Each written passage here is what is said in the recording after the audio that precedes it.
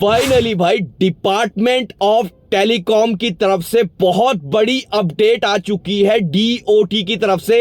अब जितने भी टेलीकॉम ऑपरेटर है, चाहे वो जियो हो, बीएसएनएल हो, वीआई हो या एयरटेल हो, इन सब के पास अपने अपने स्पेक्ट्रम है। और अब जो डीओटी की नई रिपोर्ट आई है उसके हिसाब से भाई अब सारी कंपनियों को अपना स्पेक्ट्रम दूसरी कंपनी के साथ शेयर करना पड़ेगा, जिसका सीधा सीधा फायदा आप लोगों को होने वाला है। आपके पास कोई भी कंपनी का सिम हो, अगर आपके साथ नेटवर्क प्रॉब्लम रहती थी, सिग्नल प्रॉब्लम रहती थी, अनलिमिटेड 5G की प्रॉब्लम रहती थी या किसी भी तरह की कोई प्रॉब्लम रहती थी, वो पूरी तरीके से अब खत्म हो जाएगी। क्योंकि डीओटी ने, डिपार्टमेंट ऑफ टेलीकॉम ने यहां पे साफ कर दिया है कि जितने भी हमारे देश में टेलीकॉम कंपनियां, इन सब के पास जो भी स्पेक्ट्रम है, ये कंपनियां आपस में शेयरिंग करेगी और नेटवर्क को बेहतर बनाएगी। लेकिन यहां पे आपको एक चीज समझनी होगी, जियो और एयरटेल ये दो ऐसे बड़े नेटवर्क हैं जो आपको पता है इस चीज का काफी ज्यादा फायदा उठाएंगे। और वहीं वीआई और बीएसएनएल की बात करें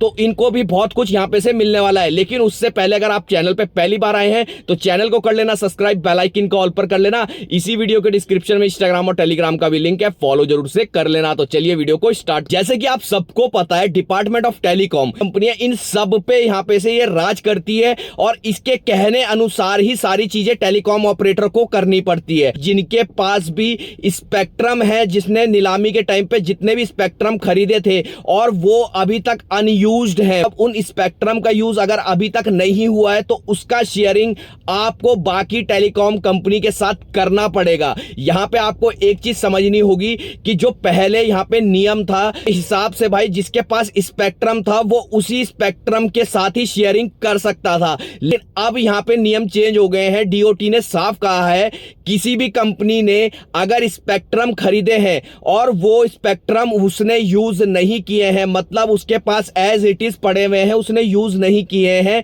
तो वो उसका यूज कर सकता है शेयरिंग में। और शेयरिंग करके भाई वो रेवेन्यू जनरेट कर सकता है। यहां पे एक चीज और आपको समझनी होगी, जो डीओटी था, तो अगर पहले आप लोगों को स्पेक्ट्रम शेयरिंग का ऑप्शन जब मिलता था, उसके लिए भाई आपको स्पेक्ट्रम शेयरिंग के साथ साथ आपको सरकार की मंजूरी लेनी पड़ती थी। लेकिन जो नया नियम डीओटी ने बनाया है, इसके हिसाब से भाई जो स्पेक्ट्रम की कुल लागत होगी ना, उसका 0.5% फीस डीओटी को देनी होगी। और जितने भी टेलीकॉम कंपनियां हैं, अगर ये आपस में स्पेक्ट्रम शेयरिंग करती है तो उसका जो रेवेन्यू बनेगा, जिसका स्पेक्ट्रम होगा उसके साथ रेवेन्यू शेयर किया जाएगा। यहां पे एक चीज और आप लोगों को समझाता हूं कि जो पहले इसके लिए फीस लगती थी वो 50,000 रुपए लगती थी, लेकिन वो यहां पे से खत्म करके 0.5% कर दिया है। साथ ही आप लोगों को यहां पे एक चीज और समझनी होगी, यहां पे से डीओटी ने क्लियर कर दिया है कि जितने भी स्पेक्ट्रम हैं उनको यहां पे से उसने 4 कैटेगरी में बांट दिया है। पहली कैटेगरी यहां पे से जो बैंड है गीगाहर्ट्ज, यानी कि 1000 मेगाहर्ट्ज से नीचे के जितने भी बैंड है उसे पहली कैटेगरी में रखा गया है। दूसरा जो बैंड है यहां पे से इसी के ऊपर के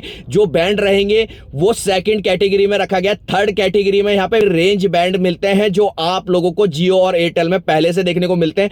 यदि अगर वीआई के पास ये बैंड है तो भाई इसका फायदा सीधा सीधा भी जियो और एयरटेल को होने वाला है। कैसे होगा वो समझाता हूं। साथ में यहां पे फोर्थ कैटेगरी का जो बैंड रखा गया है, ये हाई फ्रीक्वेंसी बैंड है, जिसमें स्पीड आप लोगों को बहुत गजब की मिलती है, नेटवर्क बहुत गजब का मिलता है। यहां पे समझने वाली बात यह है कि भाई इस तरह का फैसला आखिर डीओटी कर क्यों रहा है। आप सभी को पता है कि वीआई की हालत इतनी खस्ता है कि भाई वो अपना जो कर्जा है उसे चुका नहीं पा रहा है। इस कंडीशन को देखते हुए बीएसएनएल और वीआई की ये तकलीफ दूर करने के लिए डीओटी ने ये फॉर्मूला निकाला है कि आपके पास जो बचे हुए स्पेक्ट्रम है, जब आपने नीलामी में इन्हें खरीदे थे और आपने इनका यूज नहीं किया है और आप चाहते हैं इसका यूज करके आप रेवेन्यू कमाना चाहते हैं, अपना कर्जा उतारना चाहते हैं, तो आप लोग जो आपके पास स्पेक्ट्रम बचे हुए हैं, अनयूज्ड हैं, उन्हें आप लोग शेयरिंग कर सकते हो। चाहे जियो के साथ करो, चाहे एयरटेल के साथ करो, या बीएसएनएल के साथ करो, जिसको जैसी जरूरत है उसको आप अपने ये स्पेक्ट्रम दे सकते हो और आपको साल के लिए इसके कितना रेवेन्यू आपको चाहिए। साथ ही यहां पे आपको एक चीज और बताऊं, आपको सभी को पता है जियो और एयरटेल की 5G कनेक्टिविटी और 4G कनेक्टिविटी बेहतर है इंडिया के हर कोने में। लेकिन